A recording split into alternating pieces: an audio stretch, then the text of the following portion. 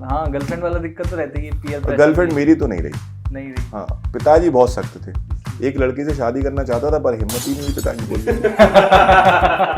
कि 2018 में इलेक्शन हुए थे, उसके कुछ समय ही बाद सारे जो एमएलए थे चंबल संभाग के, उनका इधर से उधर जाना होता है। ये सुनने में भी हमें आया, पता नहीं सही है कि नहीं, कि 30 करोड़ की बोली लगी थी। कम आया सुनने में। कम आया सुनने में। अब मुझे समझ नहीं आता है कि सार्वजनिक मिलने में क्या परेशानी है, चाहे बीजेपी के हो या कांग्रेस के हो। कई बार ये फील भी होता है कि दाऊद इब्राहिम है क्या, लोग मिलने ही नहीं चाहते। क्योंकि मैंने आपकी होर्डिंग देखी, सुरक्षित ग्वालियर। मतलब सर, एक ऐसी घटना, दोपहर के 3 बजे एक व्यक्ति गांधीनगर जैसे इलाके में आता है, वो अपनी गाड़ी से जस्ट बाहर निकलता है, किसी दोस्त या एडवोकेट से मिलने के जाता है, दिल दहाड़े लोग आते हैं, उसको गोली मारते हैं। उसके मरे सब में 7 गोली मारते हैं जब तक उसका सर ना फट जाए। सर, रूह कांप जाती है ये न्यूज़ सुन के, जब हम ये न्यूज़ देखते हैं। तो सर, आप सुरक्षित ग्वालियर कैसे बनाएंगे अगर ये? बता रहा हूँ, मेरे चाहने से कुछ होता तो किसानों को आत्महत्या नहीं करनी पड़ती। मेरे चाहने से कुछ होता तो युवाओं को दर दर नौकरी के लिए नहीं भटकना पड़ता। ये प्रखर, ये तो बहुत ही दुर्भाग्यपूर्ण घटना है। चकरामपुर में भारतीय जनता पार्टी का एक एजेंट नौक दिया कोविड में कि नहीं, ग्वालियर के लोगों को मरने नहीं दूंगा। बस वो शब्द थे मेरे पिता के। तुम देखो आंखों में आंसू आ रहे। मेरी देखिए, मैंने पॉलिटिक्स ज्वाइन की 2007 में। 2018 में मुझे एमएलए का टिकट मिला। तो पहली बार सिंधिया जी से तभी बात हुई। बट डायनेमिक लीडर है, ये अलग विषय की अलग पार्टी में है, तो वो वैचारिक मतभेद हमेशा रहेगा। ठीक है, क्योंकि मैं अपने नैतिक मूल्यों और सिद्धांतों पर हूँ।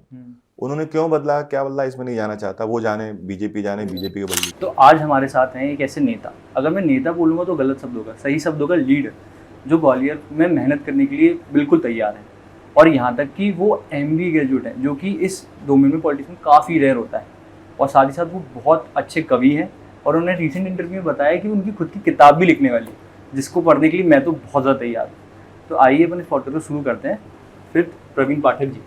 सर, तो जो मेरा पहला सवाल ही होगा वो ये होगा कि 2018 में इलेक्शन हुए थे, उसके कुछ समय ही बाद सारे जो एमएलए थे चंबल संभाग के, उनका इधर से उधर जाना होता है। ये सुनने में भी हमें आया, पता नहीं सही है कि नहीं, कि 30 करोड़ की बोली लगी थी। कम आया सुनने में। बिल्कुल। तो सर, ऐसा क्या हुआ कि वो बोली आप तक नहीं पहुंची, या फिर वो कॉल आपको नहीं आया? क्योंकि आप ही ऐसे नेता थे जिन्होंने नहीं करी पार्टी स्विच होते हुए भी। तो क्या रीजन था इसका? असल में ऐसा नहीं है कि पहुंची नहीं, उससे ज़्यादा भी पहुंची।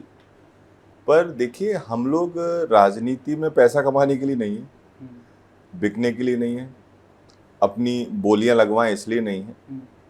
मैं राजनीति में आया हूं ये नैरेटिव बदलने के लिए कि जो पॉलिटिशियन होता है वो भी थोड़ा ठीक ठाक आदमी होता है। और सच बताओ, मैं ऑन रिकॉर्ड कह रहा हूँ, कोई परेशानी नहीं है। मैं जब यूपीएससी की प्रिपरेशन करता था तो मुझे सबसे ज़्यादा नफरत पॉलिटिशियन से थी। अच्छा। मैं ज़िंदगी में कभी पॉलिटिक्स में आना नहीं चाहता था, और पर कुछ सर्कमस्टेंसेस ऐसे बने कि पॉलिटिक्स में आना पड़ा। और पॉलिटिक्स में जब आया तो मेरे दिमाग में जो पॉलिटिशियंस को लेके इम्प्रेशन था, मैंने कहा पॉलिटिक्स में अगर अपन आए हैं तो जो इम्प्रेशन मेरे दिमाग में पॉलिटिशियंस को लेके था वो तमाम सारे यूथ के दिमाग में भी होगा। इस नैरेटिव को बदलना है कि लोग कहें कि नहीं, पॉलिटिशियन भी ठीक होता है, पॉलिटिशियन भी अपनी जान की बाजी लगा के लोगों की जान बचा सकता है, पॉलिटिशियन भी ऐसा है जिसको करोड़ों रुपए की ऑफर हो तो मन में लालच ना आए, उसके बाद भी वो अपने सिद्धांतों पर टिका रहेगा। तो ये नैरेटिव बदलना की मेरी कोशिश है, और मुझे लगता है कि बदल गया है काफ़ी कुछ बदल गया, क्योंकि हम उधर ही रहते हैं। सर, जो मेरा दूसरा टाइम होगा कि अभी इलेक्शन कैंपेन का टाइम चल रहा है, आपका शेड्यूल क्या रहता है? आप सुबह उठ के हो क्या सोचते हो? क्योंकि बहुत ज़्यादा मेहनत करनी पड़ती है, तभी अपना शेड्यूल बता दो कि किस तरीके से चलता है, क्या है। मेरे शेड्यूल से अभी सबसे ज़्यादा नाराज मेरी बिटिया है मुझसे। हाँ, और मैं सुबह ऑलमोस्ट 6 बजे उठ जाता हूँ। फिर सबसे पहले अपने मेल चेक करता हूँ, व्हाट्सएप चेक करता हूँ। मेल्स पे जिनको रिप्लाई करना होता है सुबह ही कर देता हूँ सबको। तब तक धर्म पत्नी जो है वो चाय बना कर ले आती है। वो कोशिश करती है कि सुबह चाय पर कुछ 2-3 बातें उससे हो जाएं, पर मैं इतना इन्वॉल्व रहता हूँ अपने लैपटॉप पे कि उससे बात ही नहीं हो पाती। फिर वो थोड़ा निराशाजनक अपना मुंह चेहरा लटका के प्रतिदिन की तरह, जैसी पत्नियों की आदत होती है, चली जाती है वापस। फिर बिटिया का स्कूल का टाइम हो जाता है, वो आती है, वो डेली पूछती है कि आज का शेड्यूल क्या है, आज कुछ टाइम मिलेगा क्या। और मुझे जो है सुबह सुबह ही उससे डेली झूठ बोलना पड़ता है। अब उसको मालूम पड़ गया है कि हमारे डैडी जो है वो झूठ बोलते हैं, और अब 7 तारीख तक कोई नंबर नहीं लगने वाला है। 7 तारीख को वोटिंग हो जाएगी, उसके बाद 8 को फिर हम लोग जाएंगे कहीं लंच पे या डिनर पे। सर आपका फेवरेट डेस्टिनेशन है, आपको अगर एंटरटेनमेंट चाहिए तो आप क्या देखते हो, मतलब ऑनलाइन जाते हो, नेटफ्लिक्स देखते हो, या फिर आज तक पे भी? आज यार मैं सच बताऊं, अगर मुझे अपना थोड़ा अपने आप को थोड़ा सा स्फूर्ति लेनी है, एनर्जी लेनी है, तो मेरे को ज़िंदगी में 2 चीज़ें बहुत पसंद हैं। एक तो अपने पिताजी से बात करना, जबकि मेरा और मेरे पिता का जो रिश्ता है वो बहुत अजीब है। मैंने अपने पिता के सामने बैठकर आज तक टेलीविज़न नहीं देखा है। हाँ, और मैं बहुत डर लगता है उनसे, अभी भी बहुत। मैं उनके सामने अपनी बिटिया का नाम नहीं ले पाता, बेटे का नाम नहीं ले पाता, ऐसा वाला रिश्ता है थोड़ा सा। हम लोग ग्रामीण पृष्ठभूमि के लोग हैं, तो जब मैं उनके पास बैठता हूँ तो ऐसा आज तक नहीं हुआ कि डांट ना पड़े। तो जैसे सुबह नाश्ते पर जब मैं आता हूँ 8 बजे टेबल पे, तो हमेशा पिताजी नाश्ते की टेबल पे रहते हैं। फिर बोलेंगे जरा घी भी डालो इसमें, इसको ये भी खिलाओ, इसको वो भी खिलाओ। सबको मालूम है कि सुबह ब्रेकफास्ट पे डेली क्लास लगनी है। उसके बाद आजकल तो और बड़ा मसला है, आजकल वो इलेक्शन का रिव्यू लेते हैं। हाँ, क्या हुआ, कल कहाँ गए, कैसा हुआ, कैसे हुआ, अच्छा रात में कितने बजे आए थे। तो मुझे उनसे भी डेली झूठ बोलना पड़ता है कि मैं जल्दी आ गया था, 12:30 बजे आ गया था, क्योंकि मैं जीवन में अपने पिता को एक बात को लेकर खुश नहीं कर पाया हूँ। उनकी हमेशा से इच्छा रही है कि मैं सुबह जल्दी उठ जाऊँ 4 साढ़े 4 बजे, हाँ, और फिर जरा जिम विम जाऊँ, जरा वर्जिश करूँ। ये नहीं हो पाया। बस ऐसा नहीं है कि मैंने इसके लिए प्रयास नहीं किया, मैंने इसके लिए प्रयास भी बहुत किया, पर जब एमएलए नहीं था तब ये थोड़ा कोशिश करके हो जाता था। एमएलए बना तो मैं मोबाइल सामान्य तौर पर 1:30-2 बजे तक रात में चालू रखता हूँ। जैसे इस समय गर्मी का सीजन आ रहा है, तमाम सारी आग की घटनाएं, इस तरीके की घटनाएं एकदम से होती हैं, तो रात में मैं कोशिश करता हूँ यार फायर ब्रिगेड से पहले पहुँच जाऊँ अपने इलाके में। तो रात में सोना लेट हो पाता है, तो सुबह अक्सर डांट पड़ती है। उनको भी मालूम है कि इससे अब कहने से कोई फ़ायदा नहीं है, पर ये उनका नैतिक दायित्व है और उनका अधिकार है, तो वो भी पीछा नहीं छोड़ते। और मेरा भी नैतिक दायित्व है कि मैं भी उनका सुनता रहूं, कर पाऊँ ना कर पाऊँ वो बात की बात है। तो शेड्यूल ऐसे शुरू होता है, बिटिया से बात होती है, वाइफ से बात होती है, फिर अपने मेल के रिप्लाई करता हूँ, फिर मेरे शेड्यूल क्या है दिन भर के वो देखता हूँ, कुछ इंपॉर्टेंट लोग जो होते हैं उनसे डेली सुबह बात करता हूँ। ये इलेक्शन का टाइम बता रहा हूँ, और नॉर्मल रूटीन मेरा अलग तरीके का है। उसके बाद 8 सवा 8 बजे घर छोड़ देता हूँ। सुबह जल्दी लोग घर आ जाते हैं, तो मैं जब तक नीचे नहीं आता हूँ उतरकर, तब तक पिताजी उनसे मिलते हैं। जैसे ही मैं ब्रेकफास्ट की टेबल पे आता हूँ, पिताजी को मैसेज हो जाता है कि प्रवीण आ गए, तो फिर वो ऊपर आ जाते हैं। हम डेली 15 मिनट का डिस्कशन करते हैं, उसके बाद निकल जाते हैं। फिर दिन भर कैंपेनिंग वैम्पेनिंग ये सब चलता रहता है। मेरे पिताजी बहुत पर्टिकुलर है इस मसले में कि मैं अच्छा खाऊँ, तो सुबह बहुओं को डांट पड़ती है, सबको, माँ को भी कई बार कुछ कह देते हैं। और फिर चने के पराठे, ये सब चीज़ें, ड्राई फ्रूट्स, अंजीर भिगा के, बादाम, ये पूरा उनका एक कॉम्बो पैक है, वो मेरी गाड़ी में रख जाता है। फिर वो दिन भर चलता रहता है। लंच भी गाड़ी में होता है और डिनर भी अक्सर गाड़ी में होता है। अब थोड़ा सा अगर लेट हो जाता हूँ, रात में 9:30-10 बज जाते हैं, तो फिर डिनर में स्किप कर देता हूँ। फिर करते करते करते 10 साढ़े 10 तक ग्वालियर आता हूँ। ग्वालियर आने के बाद फिर लोगों से मिलना, कई सारे ऐसे लोग हैं जो सार्वजनिक तौर पर मुझसे नहीं मिलना चाहते, तो फिर ठीक है भैया, नहीं मिलना चाहते, इलेक्शन का टाइम है। अब मुझे समझ नहीं आता है कि सार्वजनिक मिलने में क्या परेशानी है, चाहे बीजेपी के हो या कांग्रेस के हो। मैं तो किसी से भी सार्वजनिक मिल लेता हूँ। जीवन है, ट्रांसपेरेंसी के साथ जीना चाहिए। कई बार ये फील भी होता है कि दाऊद इब्राहिम है क्या, लोग मिलना ही नहीं चाहते। फिर उनसे मिलता हूँ रात में 1:30-2 बजे तक। सबसे अलग गाड़ी बदलना पड़ती है, अलग अलग गाड़ियों से जाना पड़ता है। ऐसा लगता है कि बहुत बड़ी कॉन्स्पिरेसी कोई चल रही है। एक अलग तरीके का माहौल है डेमोक्रेसी में, हाँ, इलेक्शन को लेके। कुछ बीजेपी के लोग भी बात करना चाहते हैं, कुछ और पार्टी के लोग भी बात करना चाहते हैं, अपनी पार्टी वाले भी इंजेक्शन लगाते हैं, उधर वाले टॉनिक देते हैं, ये सब चलता रहता है। अलग तरीके का ड्रामा है पॉलिटिक्स, पर ठीक है, ये तो आग का दरिया है, तैर के जाना है, चले जाएंगे। हाँ, तो सर अभी थोड़ी सीरियस बात होगी, मैंने आपकी होर्डिंग देखी सुरक्षित ग्वालियर। मतलब सर एक ऐसी घटना, दोपहर के 3 बजे एक व्यक्ति गांधीनगर जैसे इलाके में आता है, इतना मतलब लोग आते जाते रहते हैं उस इलाके में, वो अपनी गाड़ी से जस्ट बाहर निकलता है, किसी दोस्त या एडवोकेट से मिलने के लिए जाता है, दिन दहाड़े लोग आते हैं, उसको गोली मार देते हैं। उसके मरे सब में 7 गोली मारते हैं जब तक उसका सर ना फट जाए। सर रूह कांप जाती है ये न्यूज़ सुन के, जब हम ये न्यूज़ देखते हैं।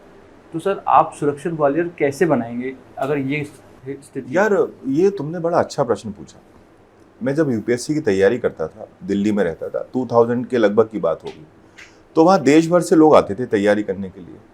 मैं नेहरू विहार में रहता था। मुखर्जी नगर चूंकि महंगा था, नेहरू विहार थोड़ा सस्ता था, तो काम चल जाता था। ऐसे 1600-1700 रुपये में महीना काट देते थे। तो जब भी कोई पूछता था कहाँ के हो भाई, तो बोलते थे ग्वालियर। अच्छा, तो सबसे पहले उसके दिमाग में एक ही बात आती, वो डाकू वाला इलाका। तो दैट नहीं, it is a fact, that was the reality of Gwalior. उस समय ग्वालियर को लोग ऐसे ही जानते थे। बिहार के भी लोग आते थे तो बिहार के लिए भी एक इंप्रेशन था, ग्वालियर चंबल के लिए भी एक इंप्रेशन था। बीच में ऐसा नहीं कि हालात सुधरे नहीं, बीच में हालात बहुत सुधरे। डेकॉइट सारे ऑलमोस्ट खत्म हो गए। उस समय पता नहीं आपको याद है कि नहीं याद है, आई डोंट नो कि आपकी एज क्या रही होगी। राम बाबू गडरिया, हजरत रावत, इन सब लोगों का बड़ा आतंक हुआ करता था। हाँ, कैडबरी के मैनेजर को किडनैप कर लिया था, ये सब चलता रहता था। It's very long back. बीच में माहौल ठीक हुआ। अभी जिस तरीके का क्राइम हो रहा है ग्वालियर में, बहनों को निकलना मुश्किल है। पुरुषों की भी स्थिति आप जानते हैं। एक फैमिली है, उसकी फ्रेंड को गोली मारी, जबकि गोली मारने किसी और को गया। ऑलमोस्ट 6 महीने 11th क्लास की बच्ची। MLB कॉलोनी से निकली है सर, हर बच्चा उधर जाता है पढ़ने। हर बच्चा जाता है, कैसे ठीक है। मतलब? ऐसी तमाम सारी घटनाएं हो रही हैं।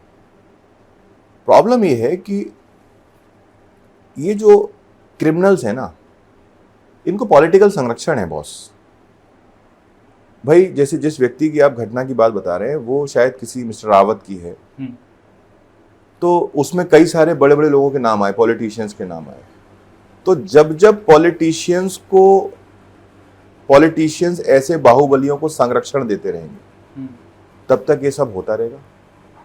सख्ती से अगर आप इस पर ये विचार करेंगे कि इसको रोका कैसे जा सकता है, इस पर प्रतिबंध कैसे लगाया जा सकता है, तो सख्ती से निर्णय लेने होंगे। आप सख्ती से निर्णय नहीं लेंगे तो इस क्राइम को नहीं रोक सकते, अदरवाइज तो ऐसे ही चलता रहेगा। बिल्कुल। तो मतलब सर पॉलिटिशियन संरक्षण है इन लोगों को, आपने सर बताया क्रिमिनल्स को, तो सर ये कैसे आता है? मतलब पॉलिटिक्स और मतलब क्राइम कैसे एक दूसरे के साथ? एक मजेदार बात बताता हूँ। मैं एमएलए बना, तो पहली बार बना एमएलए, और जैसे तैसे बना, 121 वोट से जीता। मध्य प्रदेश की जो जनरल नॉलेज की बुक है उसमें भी ये प्रश्न पूछा गया है कि 2018 में मध्य प्रदेश की असेंबली में सबसे कम वोट से कौन जीता है, तो उसमें प्रवीण पाठक का नाम आता है। तो मैं ईश्वर को भी धन्यवाद देता हूं कि या तो सबसे ज्यादा जिताने वाले का नाम आता है, सबसे ज्यादा से जीतता तो नाम आता, या सबसे कम जीता है जीता हूं तो नाम आया। तो इसका नाम तो आया, इसलिए ईश्वर का धन्यवाद। मैंने खूब कोशिश की कि सट्टा ना चलने दूं, स्मैक ना बेचने दूं, चरस ना बेचने दूं, गांजा ना बिकने दूं। बहुत कोशिश की, लगातार संघर्ष हुआ एडमिनिस्ट्रेशन से। पर यार इतना बड़ा कार्टेल है कि एक अकेला विधायक नहीं लड़ सकता। जब तक सरकार रही 15 महीने चलने नहीं दिया। हाँ, मैं साफ बोल देता था, और मुझे ये चैनल के माध्यम से कहने में भी कोई बुराई नहीं है। मैं ऑफिसर्स को बिल्कुल स्पष्ट कहता था कि भाई मैं आपसे ट्रांसफर पोस्टिंग का पैसा नहीं लेता हूं ना, तो आप पब्लिक से पैसा मत लीजिए, ईमानदारी से काम करिए। मैं कभी भी कोई गलत सिफारिश नहीं करूंगा। You can ask anybody in Gwalior, any administrative officer, SP, collector, किसी को भी पूछ सकते हो। I never called him for transfer posting, कभी बात नहीं करता मैं। भाई आपका एडमिशन, आज मेरे घर में कोई मुझसे कहे कि ये आदमी खाना नहीं बनाएगा, ये बनाएगा, भाई ये ऐसा कैसे हो सकता है? मेरा घर तो मैं अपने हिसाब चलाऊंगा। तो मेरा ये सोचना है कि भाई जो पुलिस का एसपी है उसको ये अधिकार है कि कौन कहाँ रहेगा, इसमें हमको इंटरफेयर नहीं करना चाहिए।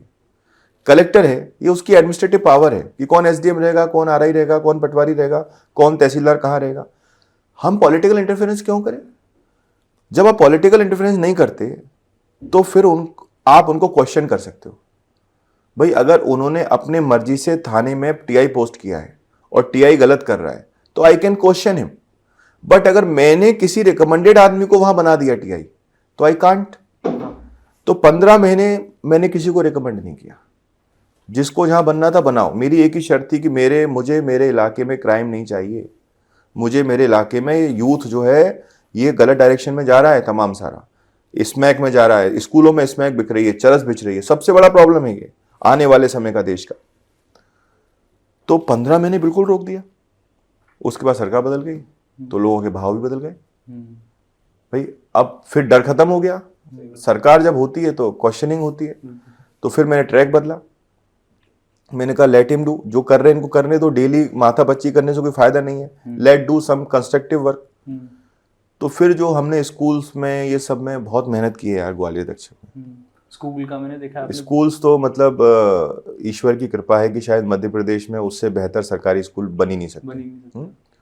ये अलग बात है, इलेक्शन हार गया जीत गया ये सब चलता रहता है, पर हाँ कोई अगर समझदार जनप्रतिनिधि है तो उसको एक रास्ता दिखा दिया कि भाई इस तरीके से चलोगे तो इससे लोगों का भला होगा। पर दुर्भाग्य है कि जैसी ईंटें रखी हुई हैं चुनाव हारने के बाद वो वहीं रखी हुई है, कोई प्रोग्रेस उसमें हुई नहीं। मुझे लगता है शायद ईश्वर ने दोबारा मौका दिया उन चीज़ों को आगे बढ़ाने का, और ज़्यादा अच्छा दिया। हाँ ये बात सच है कि एमएलए की शक्तियों में और मेंबर ऑफ पार्लियामेंट की शक्तियों में बड़ा फर्क रहता है। मेंबर ऑफ पार्लियामेंट की भले ही गवर्नमेंट ना हो पर उस पर संवैधानिक ताकतें जिले में बहुत होती हैं, हाँ, क्योंकि वही जिला योजना समिति को लीड करता है, वही डिसा की बैठक को लीड करता है, कलेक्टर एसपी कमिश्नर उसके अंडर में होते हैं, तो काफ़ी सारी चीज़ों को वो बदल सकता है, जो ग्वालियर के लिए मैंने सोचा। सर कुछ लोग ये भी कह रहे हैं कि आप जानबूझ के वो इलेक्शन हारे कि आपको ये वाला जीतना था। यार जो लोग ऐसा बोलते हैं उनको मिलवा दो, काश मेरे चाहने से कुछ होता। सच बता रहा हूँ, मेरे चाहने से कुछ होता तो किसानों को आत्महत्या नहीं करनी पड़ती, मेरे चाहने से कुछ होता तो युवाओं को दर दर नौकरी के लिए नहीं भटकना पड़ता, मेरे चाहने से कुछ होता तो ये जो बच्चियां अभी जो 10वीं का रिजल्ट आया, मेरी एक नन्ही विधायक ने आत्महत्या कर ली, वो फेल हो गई थी। मेरे चाहने से कुछ होता तो बच्चे आत्महत्या नहीं करते, मेरे चाहने से कुछ होता तो लोगों ने सिर्फ सुना होगा कि राम राज्य कल्पनाओं में, मैं राम राज्य बना के दिखा देता। जो भी ऐसा बोलते हैं उनसे कहिए कि ईश्वर से प्रार्थना करें कि मेरे चाहने से कुछ तो होने लगे। क्या बात बोली भाई साहब। सर मेरे रोंगटे खड़े हो गए सच। सर अभी अपन पॉलिटिक्स की बात कर रहे थे, पार्टीज की बात कर रहे थे, तो अभी एक न्यूज़ मेरे को सुनने में आई कि मेरे को पता नहीं सही है कि गलत, मेरे को भी ज़्यादा टाइम नहीं मिला उसको पढ़ने का, पर कुछ के परिवार को मार दिया गया कुछ वोटिंग के चक्कर में, कुछ लोग, ये मतलब किस लेवल पे जागी मतलब यार ये प्रखर, ये तो बहुत ही दुर्भाग्यपूर्ण घटना है। चक्रामपुर में भारतीय जनता पार्टी का एक एजेंट था, वो राजपूत समाज से था, तो वहाँ कुशवाहा समाज के कुछ लोगों ने उनको वोट डालने से रोका। जब वोट डालने से रोका तो उन्होंने विरोध किया तो उसके घर के 4 लोगों को वहाँ मार दिया, एक बच्चे को जिंदा गाड़ी में बिठा के जला दिया। सबसे दर्दनाक और शर्मनाक अगर कुछ है हमारे इतिहास में, केवल जरासंध की एक घटना हुई है, वो भी पुरुष था। एक छत्राणी महिला को जांग पर पैर रख के बीच में से चीर दिया। इससे ज़्यादा दुखद कुछ नहीं हो सकता। और इससे ज़्यादा बेशर्मी जो है वो ये है कि उसके बाद उस समाज के तथाकथित उस समय के बड़े नेता ने कुशवाहा समाज के उन बाहुबलियों की मदद की, जो सबसे गलत है। भाई आप जातिवादी हो, ठीक है, आपका अपना मैटर है, आप अपनी जाति को प्रमोट करते हो, मुझे इसमें भी कोई आपत्ति नहीं है, पर उस जाति में अगर कुछ बाहुबली हैं, कुछ क्रिमिनल्स हैं, आप उनको अगर शेल्टर दोगे तो डेमोक्रेसी कहाँ जाएगी भाई। हम ग्वालियर को बिहार बना रहे हैं, मतलब फिर से अब तो बिहार भी ठीक कर रहा है, उस रास्ते पे तो मत जाओ। पर मैंने कमिट किया है कि उस फैमिली को न्याय दिला के रहूंगा, चाहे इसके लिए कुछ भी झेलना पड़े। आप कल्पना करिए कि क्या मैसेज जा रहा है सोसाइटी में, किसी महिला को बीच में से मतलब जस्ट इमेजिन करके मूव्स हो जाते हैं, बहुत मुश्किल है। और ये शर्म आती है मुझे एडमिनिस्ट्रेशन पर भी कि ऐसी बधुआ मजदूरी करने की आवश्यकता क्या है। हाँ भाई, आपको देख रहे हो कि सामने वाले ने क्राइम किया है तो जस्ट पनिश हिम। इतना पॉलिटिकल प्रेशर, भाई जिंदगी में एसपी कलेक्टर क्या पूरी जिंदगी रहेगा क्या उस पोस्ट पर। इतना ज्यादा भी अंदर से ग्रीड नहीं होना चाहिए लोगों में, ये मेरा सोचना है boss. And I want to change that, और कर दूंगा। जो लोग मेरे नज़दीक हैं, जो मुझे जानते हैं, वो ये जानते हैं कि मैं तय कर लेता हूं तो कर देता हूं, फर्क नहीं पड़ता। सब बोल रहे थे कि चुनाव मत लड़ो, चुनाव मत लड़ो, चुनाव मत लड़ो। मैं क्यों नहीं लो भाई? कोई बोला मोदी जी की लहर है। मैंने जिंदगी में कभी लहरों के साथ नहीं बहा, मैं लहरों के विपरीत चला हूं, चीर के। और हम ग्वालियर का सांसद चुनने जा रहे हैं, देश का प्रधानमंत्री चुनने नहीं जा रहे हैं। ग्वालियर में तकलीफ आएगी, आग लगेगी, घटना होगी, प्रधानमंत्री जी नहीं आएंगे, प्रवीण पाठक को आना पड़ेगा, ग्वालियर के सांसद को आना पड़ेगा। ये सोचना पड़ेगा, लोगों को समझना पड़ेगा, यूथ को समझना पड़ेगा कि नौकरी के लिए जाएगा कहां, कौन है जिससे उसकी एक्सेसिबिलिटी है, कौन है जिसको वो फोन कर सकता है, कौन है जिससे बात कर सकता है। क्या नरेंद्र मोदी जी से बात कर सकता है क्या? भाई ग्वालियर को क्या चाहिए? भाई ग्वालियर के बारे में तो सोचो। ग्वालियर ठीक हो जाएगा, देश अपने आप ठीक हो जाएगा। देश की हालत में मैं नहीं जाना चाहता, ये सब तो बहुत बड़े लोगों का बड़ा विषय है, उसमें नहीं पढ़ना चाहता। पर ग्वालियर की तो वास्तव में दर्दनाक हालत है। भाई पिछले 10 साल से भी तो केंद्र में मोदी जी हैं, क्या मिला ग्वालियर को? मिला क्या ग्वालियर को? कितने यूथ को एम्प्लॉयमेंट मिला बताओ? देखो एसएफ ग्राउंड पे जाके कैसे बेचारे घर से उनके माँ बाप खर्चा भेजते हैं ग्वालियर में रहने का। दौड़ दौड़ के कितने जूते घिस दिए। बनना क्या है? अग्निवीर। उसके बाद क्या करेंगे 4 साल बाद? वैकेंसी नहीं है। 30 लाख पद पूरे देश में खाली पड़े हुए हैं। और प्रखर एक सबसे इंपॉर्टेंट बात, 7 चरणों में चुनाव हो रहा है। कारण मालूम है क्या है? हमारे पास ऑफिसर्स ही नहीं है, लोग ही नहीं है। भाई जब आप भर्ती करोगे नहीं तो एम्प्लॉयमेंट होगा कहां से, लोग आएंगे कहां से? इसके बाद का चुनाव जो आगने वाला होगा 2029 का, उसको तो 10-12 चरणों में करना पड़ेगा, स्टाफ ही नहीं है आपके पास। और इसके बाद जैसे आपने सब कुछ प्राइवेटाइज कर दिया, इलेक्शन को भी प्राइवेटाइज करना पड़ेगा। तो इस हालत में देश को ले जाएंगे क्या? ये समझना पड़ेगा। भाई धर्म के नाम पर कितना कितना मारोगे यार? हम वर्षों से राम राम करते हैं लोग। जब बीजेपी की उत्पत्ति भी नहीं हुई थी ना, तब भी लोग आपस में राम राम कहते थे। ये समझना पड़ेगा, युवा को समझना पड़ेगा कि भाई ये ऐसे नहीं होगा, ऐसे बिल्कुल नहीं चलेगा। देश चलेगा कैसे? देश की इकोनॉमिक हालत क्या है? भाई आप बताओ कि अगर आप पढ़े लिखे लगते हो यार मुझे, जिस तरीके के प्रश्न पूछ रहे हो। ये तो चलो आपने कर लिया, अपना सेटअप जमा लिया, पर यकीन मुझे ईमानदारी से बताइएगा कि आपको कोई जॉब की अपॉर्चुनिटी मिली? नहीं। क्लियर। फिर कैसे करेंगे? खुद से। और कितने लोग हैं भाई, इतने भाग्यशाली कितने लोग हैं जिनको जो ये सेटअप चला सकते हैं? और मैं जानता हूं डे टू डे बेसिस में आपका संघर्ष क्या होगा, ये मैं जानता हूं। आपने ये बात समझी हुई, बहुत बड़ी बात है, बहुत मुश्किल होता है। फिर बहुत अच्छा, फिर क्या है? बच्चा बड़ा हुआ, 21 साल का हुआ, घर का प्रेशर, शादी कर दो शादी कर दो शादी कर दो। अब जो लड़की वाला अपने बेटिया की शादी करना चाहता है, वो एक बेरोजगार युवक से करेगा क्या? घर में पूछ रहा हूं यार मैं। ये तो जो भी लोग इस इंटरव्यू को देख रहे हैं, अगर कोई बेटी के पिता है, कोई बेटे के पिता है, वो सोचे इस बात को। कोई भी अपनी बेटी को, कोई भी अपनी बहन को एक ऐसे बेटे से रिश्ता करेगा जो कुछ ना कमाता हो? इस पर कौन सोचेगा? और बेटियों की हालत क्या कर दी है? ग्वालियर में पैदल चल नहीं सकते, सुरक्षित नहीं है, सामने से गोली पड़ जाती है। क्या किया आपने दोषियों को? ऐसी सजा दो कि दोबारा कोई करने की हिम्मत ना कर पाए। क्यों नहीं है भाई एसपी में ये हिम्मत? क्यों नहीं है एडमिनिस्ट्रेशन में ये हिम्मत? क्यों मैनिपुलेटिव डायरी जब बन के जाती है कोर्ट में और बाद में लोग बरी हो जाते हैं, उनको बेल मिल जाती है? ये समझना पड़ेगा। और नहीं समझेंगे तो आने वाली पीढ़ी खत्म कर लेंगे। ग्वालियर गर्त में जा रहा है। ग्वालियर एक जमाने में मध्य प्रदेश में नहीं, देश में सबसे उन्नत शहरों में था। आज हम इंदौर से कितना पीछे हैं, आज हम जबलपुर से कितना पीछे हैं, आज हम भोपाल से कितना पीछे हैं। दुख नहीं होता जब जाते हैं दूसरी जगह, लोग कहते हैं अच्छा प्रवीण पाठक तुम तो विधायक थे ग्वालियर के, यार ग्वालियर तो बहुत पीछे चला गया, कुछ है ही नहीं ग्वालियर में। सोच के देखो, आपके रिलेटिव अगर मुंबई से आ जाए, कहां ले जाओगे ग्वालियर में भाई? हाँ, आज हमको सेटल होने पूना जाना पड़ रहा है, हमारे बच्चों को चेन्नई जाना पड़ रहा है, मुंबई जाना पड़ रहा है। अरे कुछ ऐसा करो कि मुंबई के बच्चे ग्वालियर आके कहें कि नहीं ये ग्वालियर में सेटल्ड होना है, तो है बात। और अगर ये ना कर पाते तो क्यों पॉलिटिक्स करते हो भाई? मत करो पॉलिटिक्स। और मैं आपको भी बोल रहा हूं, अगर मैं ये डिलीवर नहीं कर पाया तो मैं भी पॉलिटिक्स नहीं करूंगा भाई। मैं यहां पैसा कमाने के लिए नहीं आया हूं, मैं यहां किसी की चापलूसी करने के लिए नहीं आया हूं, मैं यहां डिलीवरी देने के लिए आया हूं। मैं डिलीवर करने के लिए आया हूं। मैंने 1 लाख रोजगार की बात कही है प्रखर ग्वालियर में। विधायक का चुनाव लड़ता तो नहीं बोलता, सांसद का चुनाव लड़ रहा हूं और मुझे चुनाव जीतने हारने की चिंता नहीं है। मुझे चिंता यह है कि जो मैंने कमिटमेंट किया है ग्वालियर के यूथ को, यह पूरा कैसे होगा। मैं चुनाव अलग लड़ रहा हूं, इसके साथ साथ जो मेरे उद्योगपति मित्र हैं देश में, उनसे बात कर रहा हूं कि अपन क्या कर सकते हैं ग्वालियर के लिए।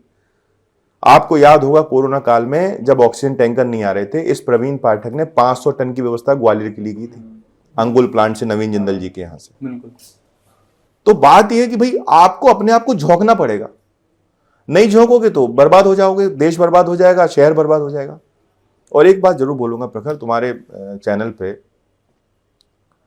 लोग मुझसे कहते हैं कोविड में बहुत काम किया, कोविड ने बहुत काम किया। जब पहली वेव थी तो मैं लगभग मरणासन स्थिति में था, आपको सबको पता होगा। मुझे कोविड हो गया था, ऑलमोस्ट 2 महीने आईसीयू में रहा। उसके बाद लौट के आया, डॉक्टर ने कहा कि तुम्हारे लंग्स चले गए हैं, तुम अब सीढ़ियाँ नहीं चढ़ सकते हो। तो मुझे फिर सेटल्ड किया गया। मैं कुछ दिन अपने घर, क्योंकि मेरा घर में जो मेरा बेडरूम है वो दूसरी मंजिल पे है, तो मैं कुछ दिन यहाँ ग्वालियर में एनजी ग्रांट में रहा। उसमें लिफ्ट थी तो चला गया था एक बार में। 2-3 महीने में जब रिकवर किया, उसके बाद फिर कोविड आ गया, सेकेंड वेव आ गई। तो जब हालत देखा तो बड़ा मुश्किल हुआ, मैं घर से निकलने लगा। तो मेरी माँ, मेरी बिटिया, मेरी वाइफ तीनों रोने लगे, बोले नहीं आज जाने नहीं देंगे आपको। उस दिन मेरे पिता ने कहा, मैं उसके लिए अपने पिता को जिंदगी भर धन्यवाद दूंगा। पिता ने मेरी माँ से कहा कि एक बात बताओ, तुम्हारा बेटा अगर फौज में होता और युद्ध होता तो बेटे को रोक लेते क्या। बस वो दिन था, वो पिता के शब्द थे जिसने प्रवीण पाठक को झोंक दिया कोविड में कि नहीं ग्वालियर के लोगों को मरने नहीं दूंगा। बस वो शब्द थे मेरे पिता के।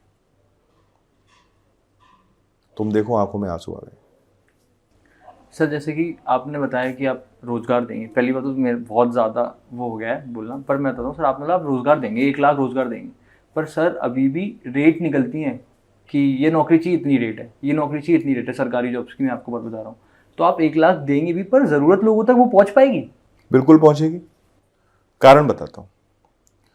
ये जो दलाल है ना, बिचौलिए, ये कब पनपते हैं? ये तब पनपते हैं जब लीडर का और पब्लिक का कम्युनिकेशन खत्म हो जाता है। भाई मैं तो पीए आज तक रखा नहीं, एमएलए रहा 5 साल, कभी पीए नहीं रखा, खुद ही फोन उठाता हूं। मेरे यहां जैसे गिरवई इंडस्ट्रियल एरिया है, एक भी इंडस्ट्रियलिस्ट ये नहीं बोल सकता कि प्रवीण पाठक को ये फोन आया हुआ कि इस लड़के को रखना ही पड़ेगा। नहीं, मैं कॉल करता था कि बॉस ये जरूरतमंद व्यक्ति है, देखिए आपको सूट करता है कि नहीं करता है, और अगर करता है तो रख लीजिए चूंकि अपनी विधानसभा का है। और उस व्यक्ति को ये समझा के भेजता था कि मैं, ये मेरा पहला और अंतिम फोन है आपके फैक्ट्री के मालिक को, आप नहीं जाएंगे, आपका परफॉर्मेंस ठीक रहेगा, ये हटा देंगे, दोबारा लगाने के लिए मत आना, now it is up to you. तो एक भी इंडस्ट्री ये नहीं बोल सकता कि किसी को दोबारा रखने के लिए मैंने फोन किया होगा। नहीं बॉस, उनको भी तो जिंदा रखना है, उनको भी तो चलाना है। ये इंडस्ट्रियल एरिया खत्म कैसे हुआ? मालनपुर, बिरलानगर खत्म कैसे हुआ? खत्म हो गया सर। बस भाई इतना पॉलिटिकल इंटरफेरेंस कि ये रहेगा, ये काम नहीं करेगा, ये, अरे क्यों नहीं करेगा भाई?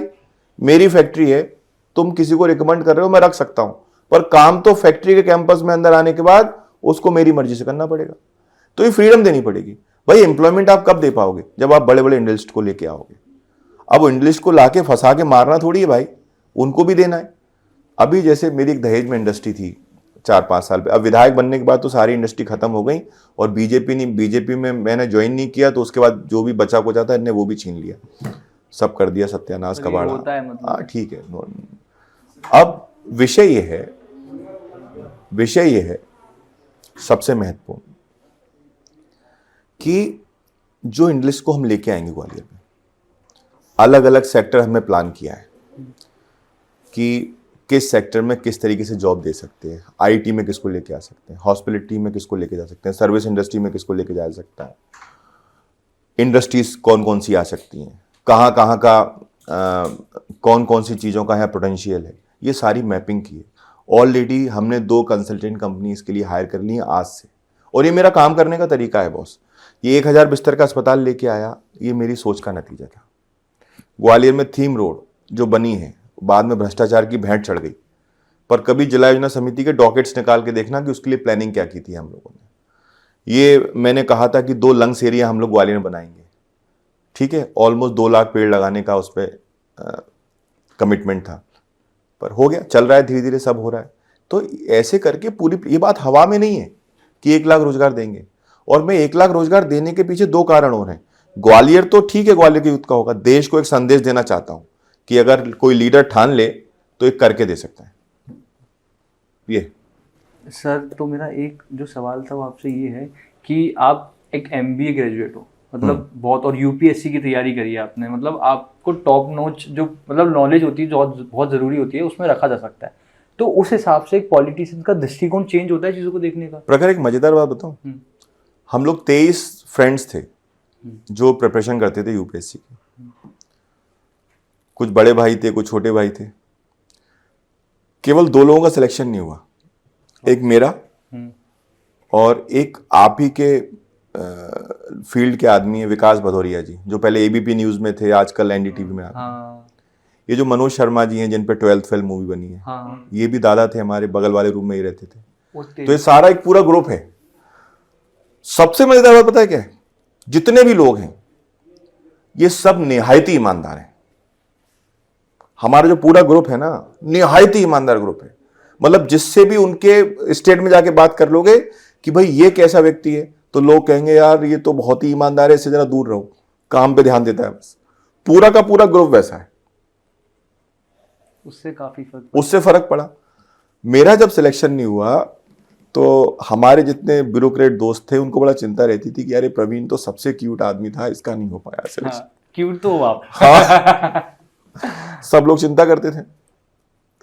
और जब मैं 2018 में इलेक्शन लड़ा तो तमाम सारे मेरे दोस्त छुट्टियां लेके ग्वालियर आ गए काम करने के लिए। तो ऐसे चलते चलते कारवा बनता गया, अभी भी चल रहा है। अच्छा, जब आपका इंटेंशन अच्छा है ना तो कायनात मदद करती है। जैसे इस बार मैं इलेक्शन लड़ना नहीं चाहता था पहले, क्योंकि मुझे उड़ीसा में जिम्मेदारी दे रखी थी। अब परिस्थितियां ऐसी बन गई, लोगों ने कहा नहीं लड़ना नहीं है, लड़ना नहीं, तो फिर मेरे को चैलेंज समा जिंदगी में यार चैलेंज स्वीकार करना थोड़ा सा लगता है। कोई जब कहना नहीं ये नहीं हो सकता तो फिर तो अब यही होगा। सब मना करते थे, अरे यार लड़ना मत यार। मैं कहा नहीं अब तो लड़ेंगे, देखेंगे। और ग्वालियर के लोग तो इतने समझदार हैं, वो जानते हैं कि किसको उनको बिठालना है संसद में, कौन उनकी बात रख सकता है, कौन उनकी बात कह सकता है। सरकार किसकी बनती है, कांग्रेस की बनती है, बीजेपी की बनती है, अलग विषय है, पर जिसकी भी बनेगी, एक बात बता रहा हूं, ग्वालियर में सुई भी गिरेगी ना तो संसद हिलेगी। और ये मैं विधानसभा में भी आपने देखा होगा 5 साल के कार्यकाल में, चाहे एजुकेशन मिनिस्टर हो, चाहे हायर एजुकेशन मिनिस्टर हो, चाहे हेल्थ मिनिस्टर हो, चाहे हेल्थ एजुकेशन मिनिस्टर हो, ये लोग जवाब नहीं दे पाते थे। ग्वालियर को दिशा देनी है। 20-25 साल हो गए, और ज्यादा धोखा नहीं दे सकते। बिल्कुल ईमानदारी की बात है, और ये ग्वालियर की यूथ को समझना पड़ेगा। लोग कहते हैं कि यार इनके पास तो प्रधानमंत्री है, मुख्यमंत्री है, बड़े बड़े नेता हैं, एडमिनिस्ट्रेटिव पावर है, तुम्हारे पास क्या है? अब ये बात सच है, मैं निहत्ता हूं, कुछ नहीं है, पैसा भी नहीं है उतना, पर आत्मशक्ति बहुत है, आत्मबल बहुत है, मेहनत बहुत करता हूं, 3-3.5 घंटे भी नहीं सो पाता आजकल। पर मुझे मालूम है, मुझे ग्वालियर के यूथ पे भरोसा है। उस पर इसलिए भरोसा है, वो जानता है कि प्रवीण कर क्या सकता है इस ग्वालियर के लिए। मुझे ग्वालियर के उन परिजनों पर भरोसा है, उन परिवारों पर भरोसा है जो ग्वालियर को सुरक्षित देखना चाहते हैं, विकसित देखना चाहते हैं। उनको मालूम है यार ये लड़के को अगर मौका मिल गया ना, ये बदल देगा ग्वालियर। और बॉस ग्वालियर साउथ बदल दिया था। अगर सरकार 5 साल रह जाती, भाई 15 महीने में क्या लेके आओगे? 1000 बिस्तर का अस्पताल ले आया। कौन सा अस्पताल? जिसका उद्घाटन 2005 में हुआ, उसके बाद नहीं बन पाया। तो वो बना कितने साल बाद? 15 साल बाद बनाया उसको। रोडें ठीक करा दी, फ्लाईओवर्स लेके आए। और अगर ये सरकार और चल जाती तो आप ये मान लेना ग्वालियर दक्षिण को मैं ट्रैफिक जैम फ्री कर देता। इतनी बड़ी प्लानिंग लेके आया था। ये हजारों करोड़ रुपए स्मार्ट सिटी में लगा दिया। उसके बाद भी आज शहर को पीने के लिए डेली पानी नहीं है। टैंकरों में करोड़ों रुपए का पेमेंट करते हैं नगर निगम के लोग। कोई उनसे पूछ नहीं सकता कि भाई ये बताओ 2-3 हजार करोड़ रुपए लगा दिए, एडीबी की परियोजना आ गई, अमृत की परियोजना आ गई, जल नल मिशन आ गया, सब आ गया। उसके बाद भी ग्वालियर को पीने के लिए पानी नहीं मिल रहा। क्यों? टैंकरों के कई 100 करोड़ रुपए के पेमेंट करते हो भाई। कौन पूछ रहा है ये बात? कोई पूछते ही नहीं। क्यों नहीं पूछते भाई? भाई आपका अगर पर्सनल इंटरेस्ट नहीं तो पूछो ना भाई, who is collector, who is SP, who is commissioner. ये तो हमारे लिए जवाबदेही के लिए ना। पब्लिक ऐसे जाती है बिल्कुल डर के, अरे साहब, मतलब उल्टा होना चाहिए। सर ऑफिसर ऐसा खड़ा रहना चाहिए, सर आप बताओ, हम तो आपके भाई सेवक है ना, तो सेवक को क्या करना चाहिए? सेवक को ऐसे तान के पड़ना चाहिए, या जिसकी सेवा हो रही है उसको ऐसे होना चाहिए? ये समझना पड़ेगा डिफरेंस। उल्टा होता है, सीधा कर देंगे, चिंता मत करो। सर मजा आ गया। और सर अब एक लास्ट में इतना सीरियस माहौल हो गया, तो क्योंकि हम लोग मतलब हमारा जो मेन ऑडियंस है वो यूथ है, हमारी एज के लोग हमसे कनेक्ट करते हैं क्योंकि हम पॉडकास्ट करते हैं। तो सर एक फेमस सवाल है पॉडकास्ट में जो पूछा जाता है, सर आपने कभी मौत के बारे में सोचा है? यार देखो क्या है, मैं झूठ नहीं बोलता यार। और मौत के बारे में सोचा तो नहीं था, पर मौत महसूस कर ली है। तो इधर तो सुनाओ, थोड़ा पर्सनल है पर ठीक है, आप यूथ तो अपने ही है ना, भाई लोग हैं, सब सुना देता हूँ, क्या फर्क पड़ता है। क्या हुआ कि मुझे जब कोविड हुआ तो मेरी रिपोर्ट्स से तो निगेटिव आ रही थी, पर कोविड था अंदर से अंदर। ग्वालियर कलेक्टर था, कौन था उस समय, Kaushalendra Vikram Singh. He called me कि भैया आप तो ठीक ठाक आदमी हैं, आप हायर सेंटर में क्यों नहीं जा रहे हो आप? क्योंकि उस समय जैसे ही आप पॉजिटिव होते तो ब्रेकिंग चलती थी, सब बवाल होता था, कलेक्टर एसपी सबका कबाड़ा होता था। तो जैसे तैसे करके मैं अपोलो में एडमिट था। उन्होंने कहा नहीं आप हायर सेंटर जाओ, नेगेटिव आ रहा है पर लंग्स का इन्फेक्शन बढ़ता जा रहा है। Then I went to Bhopal. Bhopal में भी मैं नेगेटिव था तो मुझे लिया ही नहीं लोगों ने। हाँ, फिर एक कौन सा हॉस्पिटल था, मिस्टर PN अग्रवाल का एक हॉस्पिटल था, वहाँ एडमिट हो गया। तो मेरे साथी हैं पुराने, हम लोग सब साथ में तैयारी करते थे, इरशाद वली। हाँ। आजकल IG होशंगाबाद है। तो वो उस समय DIG भोपाल थे। तो ये सब मेरे दोस्त यार, सब फ़ोन लगाते रहते थे ग्वालियर कि भाई क्या हुआ क्या हुआ। तो मैंने कहा ऐसी सी बात है। तो उन्होंने कहा कम भोपाल, यहाँ करेंगे कुछ। तो एडमिट हो गया। बाद में जब रिपोर्ट नेगेटिव आई तो ही कॉल्ड मी, बोले बॉस एक काम करते हैं, अब प्राइवेट करा लेते हैं। तो बंसल वाले भी उस समय कर रहे थे, प्राइवेट कराया, साला पॉजिटिव आ गया। धक, पॉजिटिव आया। पर जब तक पॉजिटिव आया देर बहुत हो चुकी थी, मतलब मुझे बिना ऑक्सीजन के सपोर्ट के मैं चल भी नहीं पा रहा था। तो फिर मुझे एडमिट किया गया चिरायू में। मैं गया, एम्बुलेंस गई, बड़ा माहौल बना, ब्रेकिंग न्यूज़ पता नहीं, बहुत बवाल हुआ। मैं जब वहाँ गया तो लेटा हुआ था, ज़्यादा कुछ चल नहीं रहा था दिमाग में। तो वहाँ थे doctor Goenka, he was the owner of Chirayu. तो उन्होंने कहा इनका CT स्कैन करो। गया, बाहर निकला तो ना सुनने की स्थिति में था, ना समझने की में था, मतलब थोड़ा सा अनकॉन्शियस था, हल्का हल्का सुनाई दे रहा था, ये हो रहा था।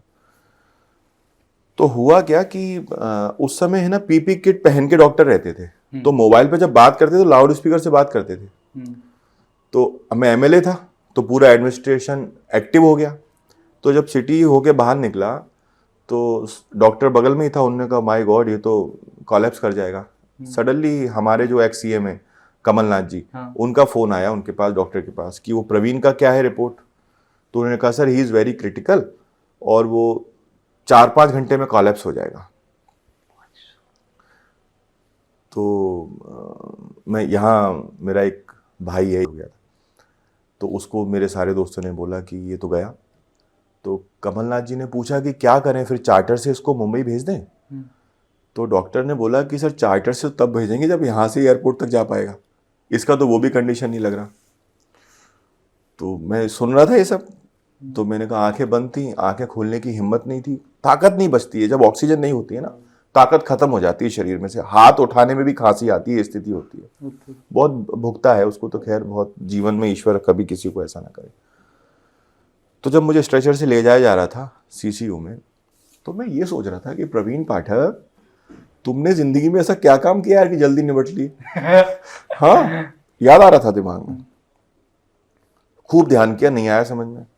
फिर मैंने कहा यार माँ बाप का क्या होगा, 4 चीजें दिमाग में आई भाई।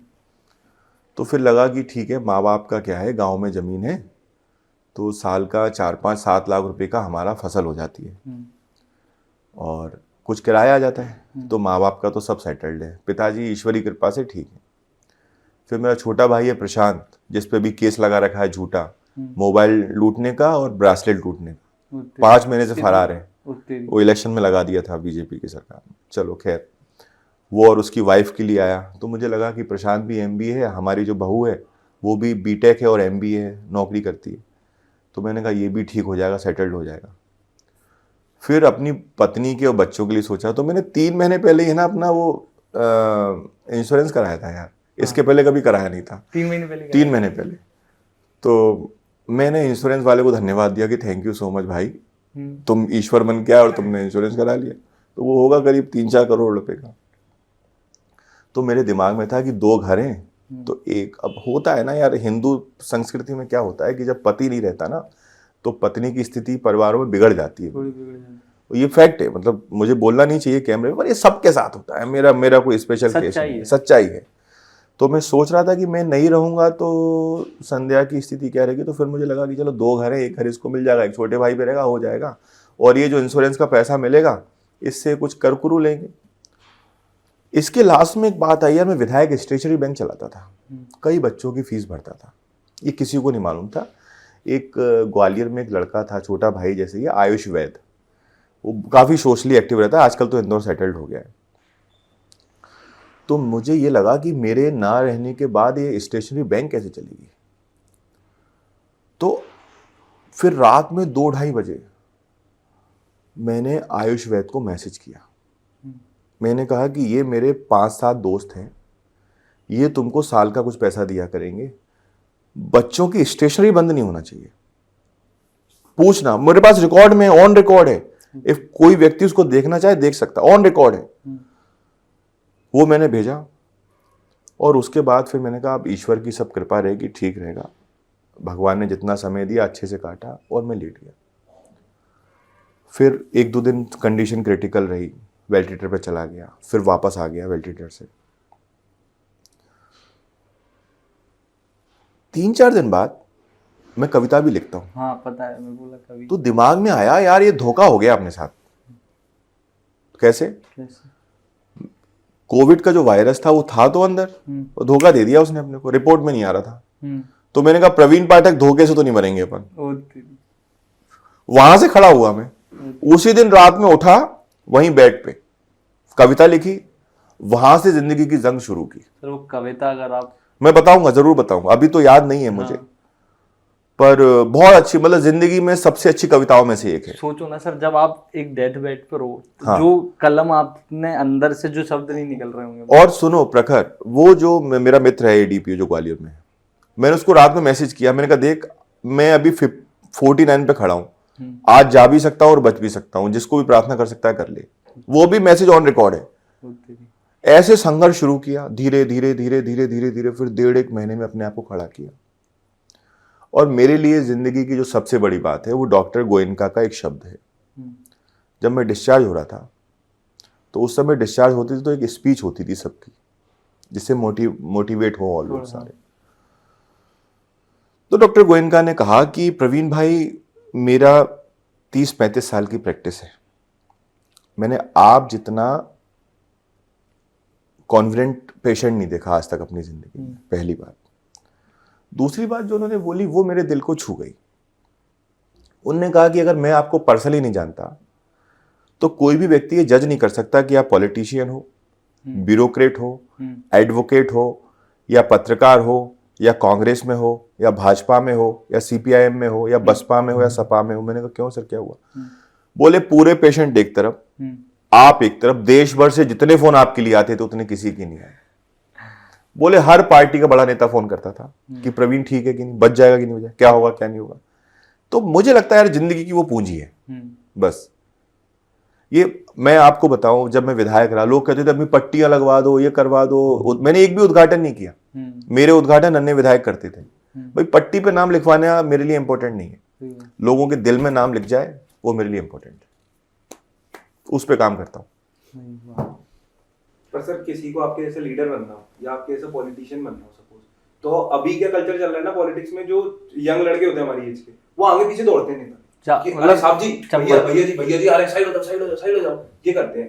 तो वो कैसे चेंज हो सकता है, क्योंकि उनको लीडर बनना है, उनका एंड गोल वो है, लेकिन वो किस डायरेक्शन से जाके बनना चाहते हैं। देखो, पहले तो लीडर में और चमचे में दोनों में हाँ। परिभाषा समझनी होगी। हाँ। तय करना होगा कि लीडर बनना है कि चमचा बनना है। सही बात है।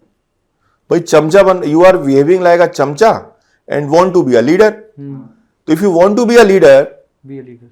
तो be a leader, don't become chamcha. सही बात। तो ये तय कर लो भाई कि लीडर बनना है कि चमचा बनना है। लीडर बनना है तो लीडर बनो भाई। If you want to become leader, then behave like a leader, don't become चमचा। और चमचों की जरूरत नहीं राजनीति में। अभी पता नहीं आप लोग देखे कभी नहीं देखे, मैं अभी भी स्टेशन जाता हूं विधायक रहा, तो ना कभी किसी को बता के जाता जाते समय, ना मुझे शौक नहीं है भाई कि 10 लोग मेरे पीछे चले, बैग पकड़ा रहे, जिंदाबाद मुर्दाबाद, ही मेरे बस का नहीं है। नॉर्मल जाता हूं, अपनी गाड़ी पे आज तक विधायक नहीं लिखवाया। मैं जब चुनाव हारा तो आधे घंटे बाद अपना वीडियो रिलीज किया, तो मेरे दोस्त मुझे गालियां बक रहे थे फोन करके, बोले हम लोग टेंशन में हैं और तेरे चेहरे पे चिंता नहीं दिख रही है। अरे मैंने काहे की चिंता भाई, ईश्वर ने मौका दिया 5 साल सेवा करने का, 5 साल सेवा की। अब उसने कहा नहीं अब कोई और करेगा, तो खत्म हो गई बात, अब अपन अपना और कोई काम करेंगे। सेवा करने के लिए विधायक रहना जरूरी है क्या भाई? आपका इंटेंशन है मदद करनी है, करो। तो यूथ को तो स्पेशली बोलना चाहता हूं भाई, चमचा मत बनो यार। लीडर बनना है ना तो लीडर की तरह बिहेव करो, लोगों की मदद करो, लोगों की सेवा करो। ईश्वर क्या न्याय है, अपने आप ऐसे उठाएगा और वहां बिठा देगा जहां तुम्हारी आवश्यकता है। ये कोई नेता तुम्हारा भला नहीं कर सकता, कोई लीडर तुम्हारा भला नहीं कर सकता। और पता नहीं प्रखर, आपने मुझे जब बेस्ट एमएलए ऑफ इंडिया का अवार्ड दिया, तो मैंने वहां एक बात कही थी कि पॉलिटिशियन वो होता है जो अपने चुनाव के बारे में सोचता है कि अगला चुनाव में कैसे जीतूं, और लीडर वो होता है जो आने वाली जनरेशन के बारे में सोचता है कि जनरेशन ठीक कैसे बने, अच्छी जगह कैसे जाए, अच्छा प्लेसमेंट कैसे हो, अच्छी सोसाइटी कैसे बने, अच्छी दिशा में कैसे जाए। तो ये लीडर बनना पड़ेगा। तो सारे जो भी लोग हैं चमचा बनना चाहते हैं यार, मुझे तो पसंद नहीं भाई चमचागिरी, मेरे बस का भी नहीं। मैं ये एयरपोर्ट और स्टेशन वाले कल्चर का बहुत दूर से आदमी, कभी नहीं देखा होगा तुमने नेता को छोड़ने जाना, लेने जाना, ये मेरे बस का नहीं। मैंने वो वाली वीडियो तो नहीं देखी कभी। हाँ, आप कोई लीडर आ रहा है, वो फोन आ जाए, जैसे प्रोटोकॉल है, मान लो हमारा पीसीसी चीफ आ रहा है, तो हमारा प्रोटोकॉल है, हमको जाना पड़ेगा। अदरवाइज कोई लीडर आ रहा है, वो फोन करेगा भाई आ जाना, तो आ जाएंगे। ये सब नहीं होता भाई। जिंदाबाद क्यों, जिंदाबाद क्यों, मुर्दाबाद भाई। काम हमको जिंदाबाद मुर्दाबाद करने रखा है क्या? हमको रखा है लोगों की सेवा करने, वो करेंगे। अब जो काम करना चाहिए वो कर नहीं रहे, जिंदाबाद मुर्दाबाद कर रहे हो, उससे क्या होना भाई? सब में फिर आप सबको बोल रहा हूं, इस दुनिया में सबसे बड़ा ईश्वर है, उसकी जिंदाबाद करो, उसकी प्रार्थना करो, प्रतिदिन उसको धन्यवाद दो कि उसने आपको मनुष्य जाति में जन्म दिया, प्रतिदिन धन्यवाद दो। ये युवाओं को भी महसूस नहीं हो रहा। क्या होता है, समय निकल जाता है ना। 12th जब 11th में होते हैं, 12th में होते हैं, लगता है कॉलेज जाएंगे, बड़ा मजा करेंगे यार। कॉलेज में पहुंच जाते हैं, फिर लगता है कि नहीं स्कूल ही ठीक था। फिर कॉलेज में रहते कहते नौकरी होगी, ऐसा ऐश करेंगे, वैसा करेंगे, गाड़ी ले लेंगे, ये करेंगे, गर्लफ्रेंड होगी, ऐसा होगा। ये सब चलता है दिमाग में, हमारे भी चलता था भाई। तो तुम लोग मंगल ग्रह से थोड़ी आए हो जो नहीं चलेगा तुम्हारे दिमाग में, सबके दिमाग में चलता है। अब जब कॉलेज से निकल जाते हैं, नौकरी लग जाती है, फिर लगता है नहीं यार कॉलेज ही ठीक था यार। तो जिंदगी में ना ये पछताना बंद करो भाई, जब हो तब जियो, बिल्कुल। ऐसा सबके साथ होता है। अब मेरे साथ तो था सर। आप हाँ, गर्लफ्रेंड वाला दिक्कत तो रहती है, पीयर प्रेशर। गर्लफ्रेंड मेरी तो नहीं रही। हाँ, पिताजी बहुत सख्त थे। एक लड़की से शादी करना चाहता था, पर हिम्मत ही नहीं हुई पिताजी को बोलने की। बहुत हिम्मत नहीं हुई सर। ये तो ग्वालियर का ही है। पर अफसोस नहीं है इस बात का, क्योंकि उसकी मुझसे अच्छी जगह शादी हो गई। नहीं सर, ऐसा तो नहीं हो सकता। मतलब जो भगवान लिखता है वो अच्छे के लिए लिखता है, खैर, पर हाँ, दुख तो रहता है। उसको बेहतर व्यक्ति मिल गया। हाँ। यहाँ फंस जाती तो बड़ा परेशानी होती, ना टाइम है। ये तो पूछो ना, मेरी वाइफ से पूछ लेना क्या हालत है, बात ही नहीं कर पाते हम लोग आपस में। सबसे बड़ी कंप्लेन उनकी टाइम ही होगी, आप उन्हें नहीं दे पा रहे हो। हाँ टाइम है, पर ईश्वर की बहुत बड़ी कृपा है यार कि मुझे संध्या मिली। अदरवाइज कोई और होता तो शायद मेरे साथ तो एडजस्ट ही नहीं कर पाता, टाइम ही नहीं मिल पाता। सही बात है। कोई पर्सनल लाइफ नहीं है। तुम लोगों ने देखा कभी वाइफ के साथ डिनर पे जा रहा हूँ ग्वालियर में? नहीं। तो सोचो ना क्या हालत होगी। एक मतलब ये मेरे ख्याल से सैक्रिफाइसेस है। तुम्हारी शादी हुई क्या? मेरा तो सर अभी कॉलेज चल रहा है, लास्ट ईयर। ठीक है, इस बार साथ चलेंगे। ठीक है, पक्का। सर एट दी एंड मतलब ये सवाल है मेरा कि ग्वालियर का नाम आता है तो बड़े नेताओं में सिंधिया का नाम जरूर आता है। पर उन्हीं का कहीं ना कहीं हाथ था कि जो इतने सारे पॉलिटिशियंस कन्वर्ट हुए और सरकार नहीं बन पाई, और सरकार बन के भी ना बन पाई, मेरा कहने का मतलब ये है।